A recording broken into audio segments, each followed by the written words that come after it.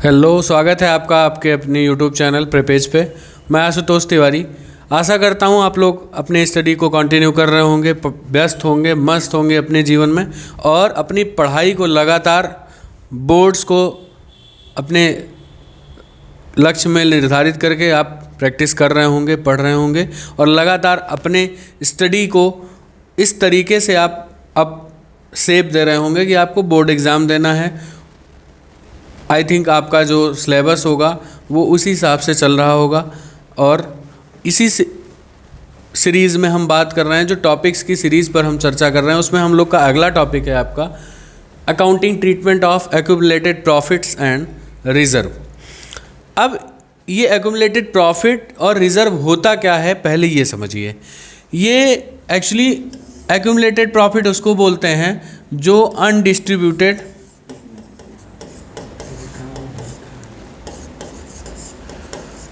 Profit होती है। Undistributed profit होती है जो आप जैसे सपोज आपका ये बैलेंस शीट है,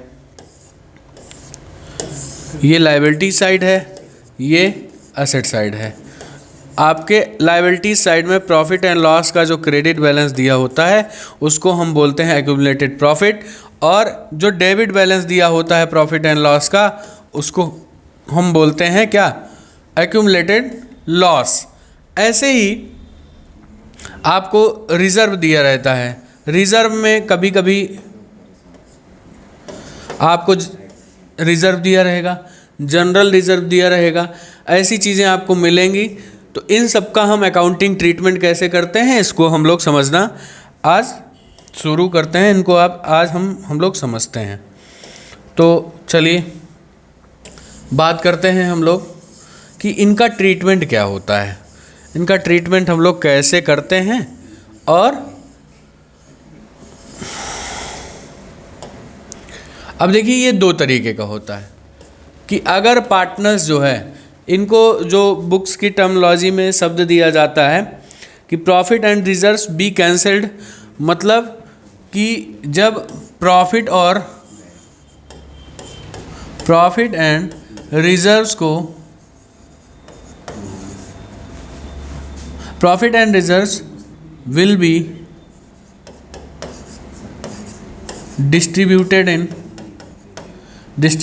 among partners।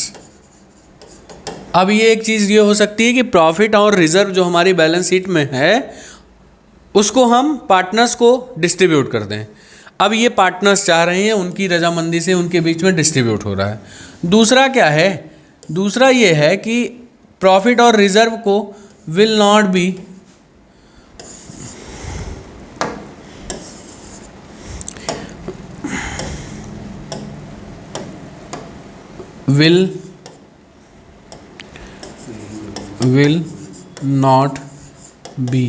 Distributed among partners. मतलब पार्टनर्स चाह रहे हैं कि वो हमारा जो एक्यूमुलेटेड प्रॉफिट है, लॉस है या कोई सस्पेंस है वो हमारी बैलेंस शीट में बना रहे, बस हम उसका इफ़ेक्ट जो है क्या कर लें, इफ़ेक्ट का अकाउंटिंग ट्रीटमेंट कर लें।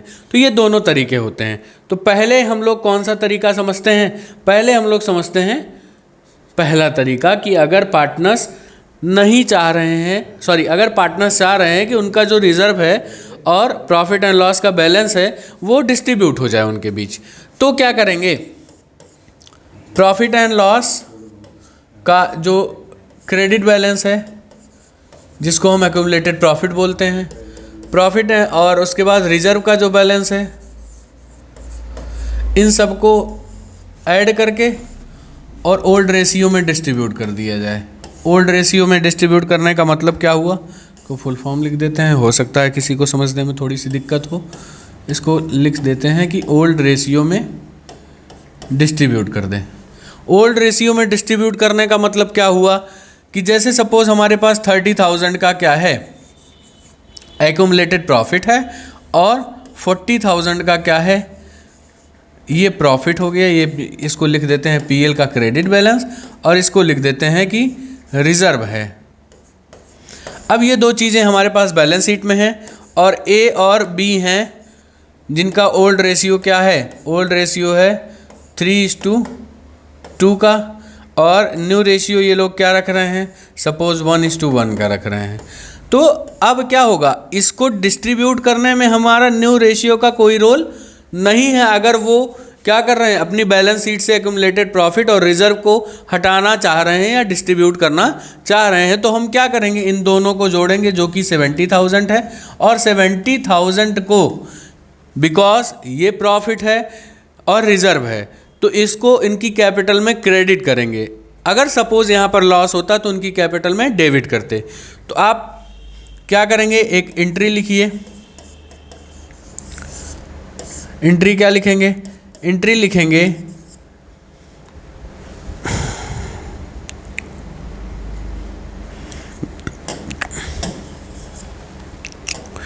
लिखेंगे profit and loss account debited, reserve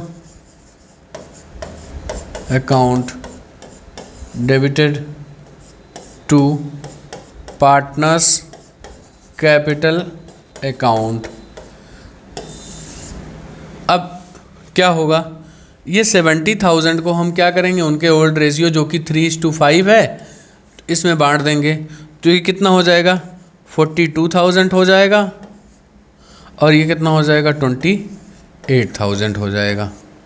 ठीक, अब इनको क्या करेंगे, अब जो पार्टनर्स कैपिटल में बांटेंगे, तो ये जो profit and loss account debit, reserve account debit to partners capital account में, जैसे मान लीजिए कि यहाँ पर to A's capital to B's capital, इस तरीके से कुछ बांट देंगे।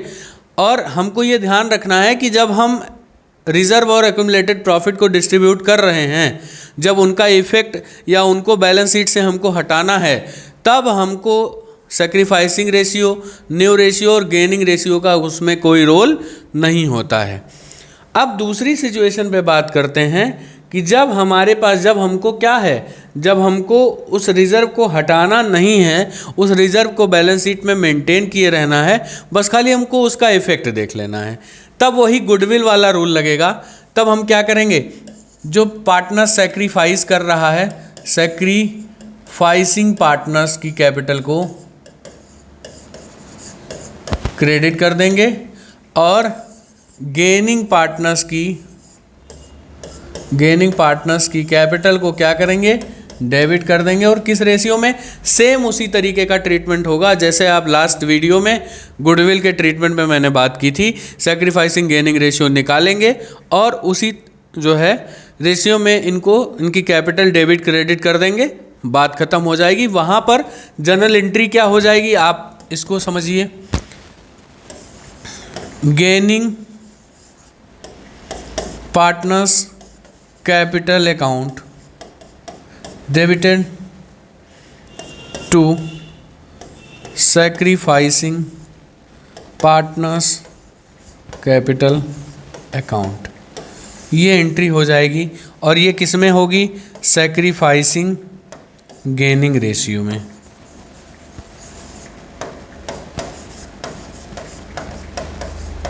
ये एंट्री हो जाएगी। आई होप चीज़ें आपको अभी तक समझते हुए आप चल रहे हैं। अब हम कुछ क्वेश्चंस लेते हैं, कुछ क्वेश्चंस को आपको कराते हैं, उससे चीज़ें और आपकी क्लियर होती हुई चली जाएंगी। एक क्वेश्चन आपके सामने है, ए बी एंड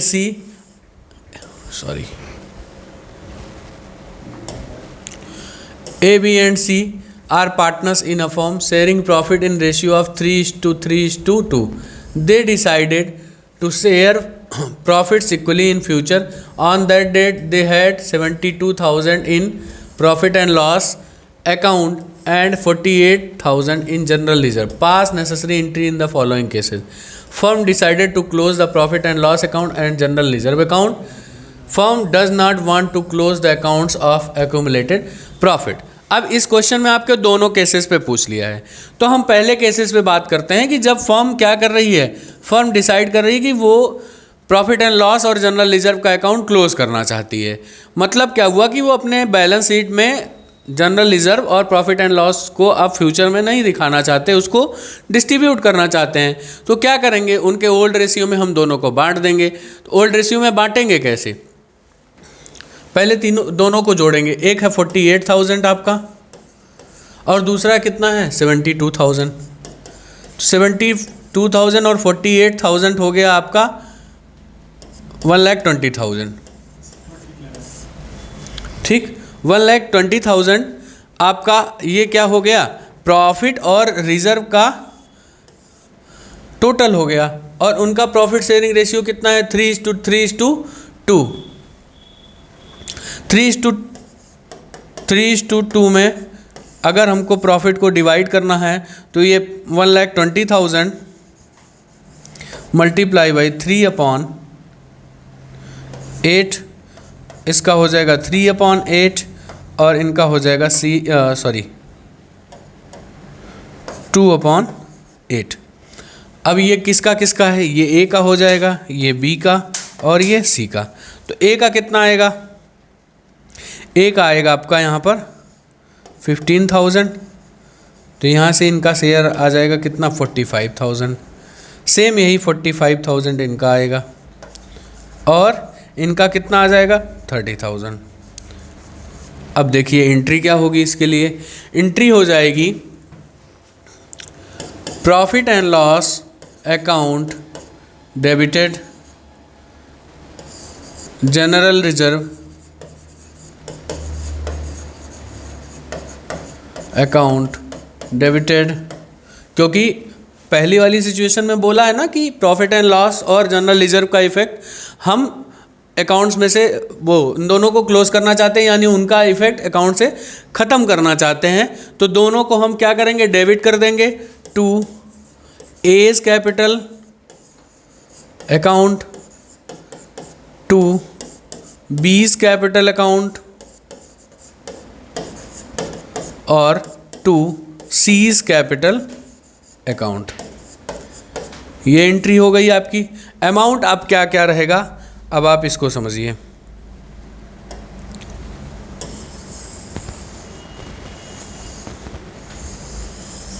ये कैलकुलेशन मैं यहाँ से हटा रहा हूँ।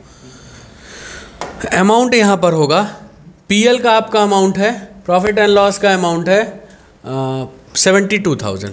तो यहाँ पर हो जाएगा कितना 72,000।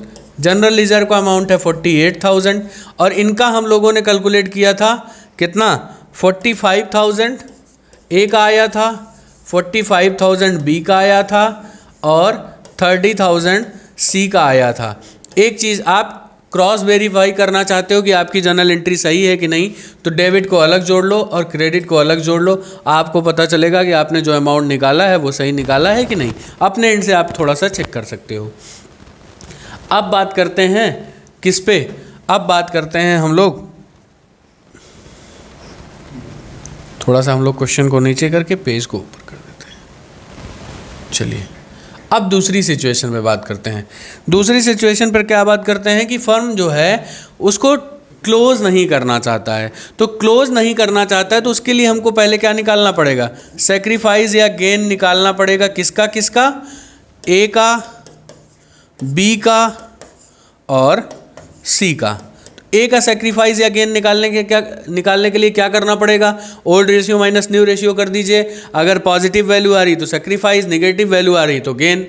तो ए का हम पहले निकालते हैं 3/8 माइनस, अब ये लोग इक्वली करना चाहते हैं तो 1/3 हो जाएगा। एलसीएम आएगा आपका 24,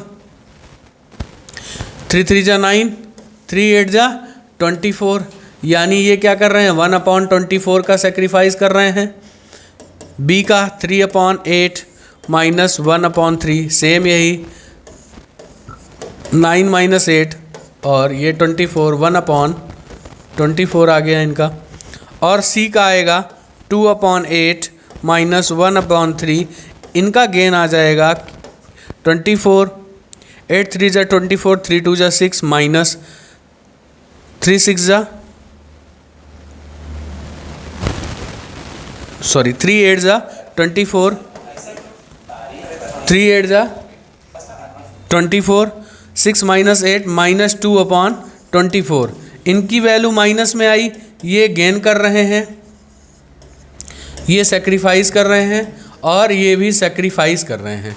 अब हम क्या करेंगे, इसी रेशियो में जो हमारा एक्यूमुलेटेड प्रॉफिट और जो है जनरल रिजर्व का टोटल है, आपने अभी प्रीवियस किया है कि दोनों का टोटल कितना है, 1,20,000 है। इसका 1/24 निकाल लेंगे, 1/24 निकाल लेंगे और 2/24 निकाल लेंगे। तो 1/24 कितना आएगा, 24 1 जा 24, 5 जा 120, 5,000। तो यहाँ पर कितना आ गया 5,000, यहाँ पर कितना आ गया 5,000 और यहाँ पर कितना आ गया 10,000। अब यही वो अमाउंट है जिससे हमको एंट्री करनी है। इस अमाउंट को हम क्या करेंगे, थोड़ा सा हम ऐसे ताकि आपको कैलकुलेशन भी दिखती रहे और एंट्री भी दिखती रहे। एंट्री अब किस अमाउंट से करेंगे, एंट्री आपका ये जो अमाउंट आया है सेक्रीफाइसिंग और गेनिंग का, हम एक्चुअली अब वो बैलेंस शीट में बना रहेगा और फ्यूचर में जब डिस्ट्रीब्यूट होगा तो उनके न्यू रेशियो में डिस्ट्रीब्यूट होगा।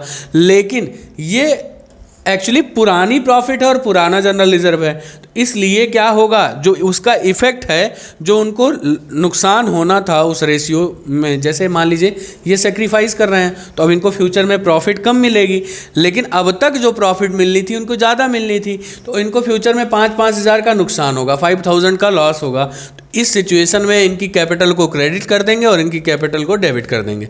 तो क्या लिखेंगे, C's capital account debited to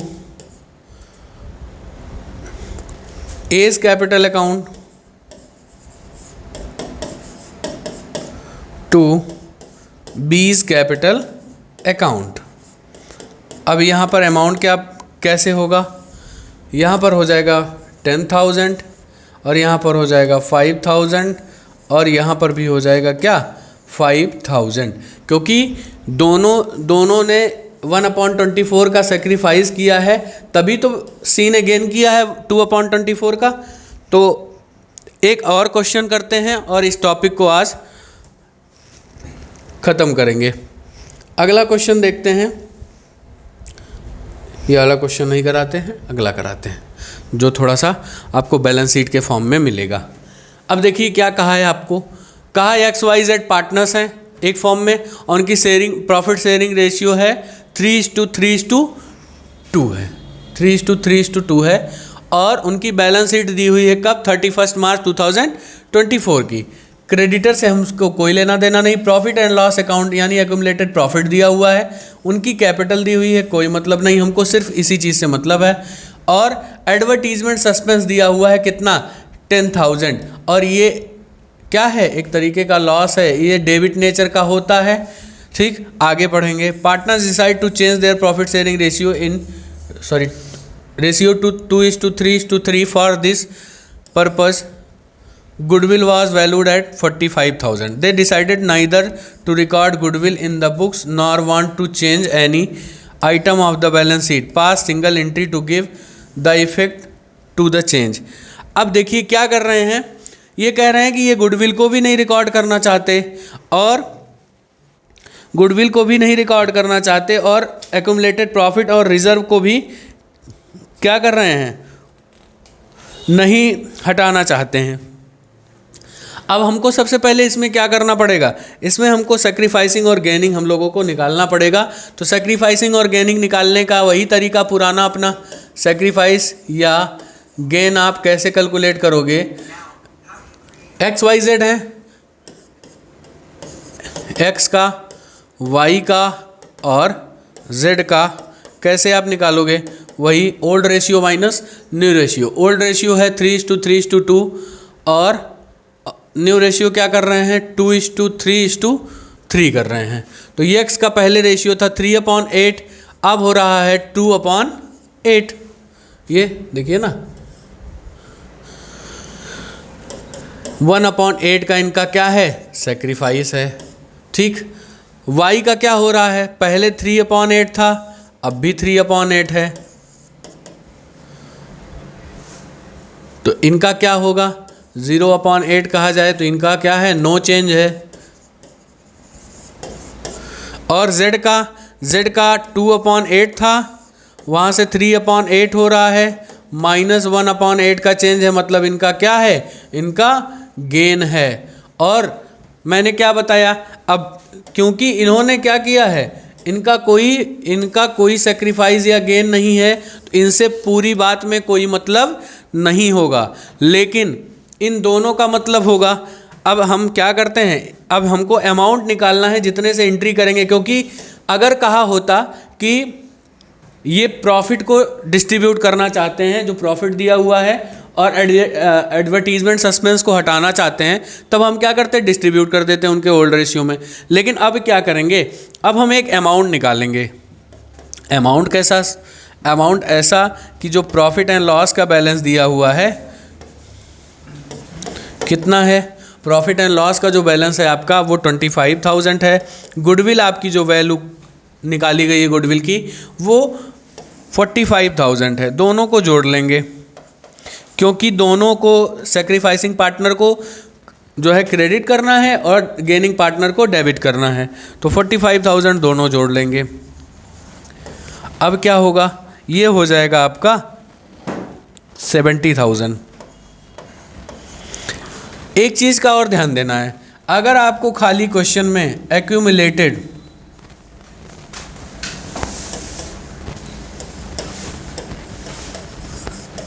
accumulated loss दिया हुआ है, तब क्या होता है, एक्यूमुलेटेड लॉस की केस में सेक्रीफाइसिंग पार्टनर की कैपिटल डेबिट होती है। एक्यूमुलेटेड लॉस की सिचुएशन में सेक्रीफाइसिंग पार्टनर की कैपिटल डेबिट होती है, और गेनिंग पार्टनर की जो गेन कर रहा होता है उसकी कैपिटल क्या होती है, क्रेडिट होती है। प्रॉफिट का जस्ट उल्टा किस में होता है, लॉस में होता है। तो अब हम देखेंगे कि ये तो दोनों क्या होने थे, दोनों सेक्रीफाइसिंग पार्टनर्स की कैपिटल में क्रेडिट होने थे।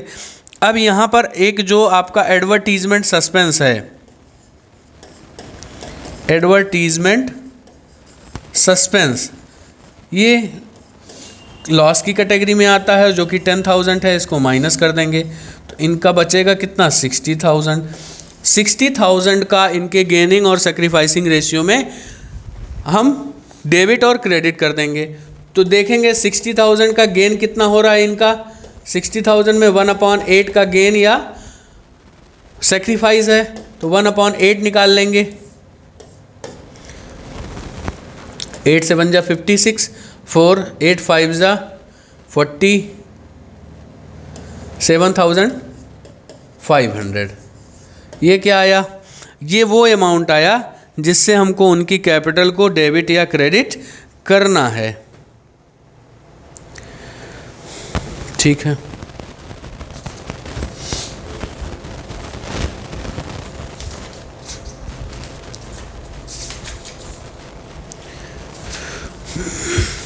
चलते हैं।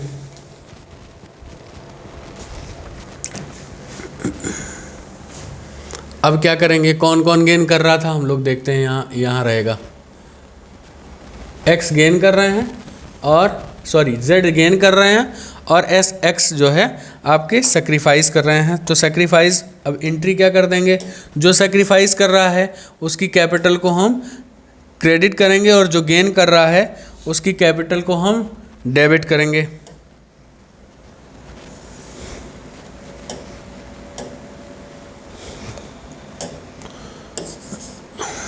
सॉरी, Z's कैपिटल अकाउंट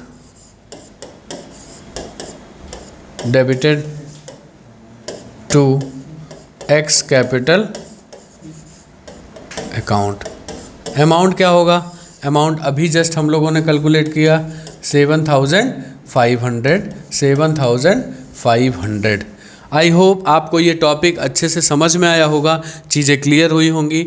मिलते हैं नेक्स्ट वीडियो में अगली टॉपिक के साथ, तब तक आप लोग अपनी पढ़ाई को कंटिन्यू करते रहिए। Thank you so much.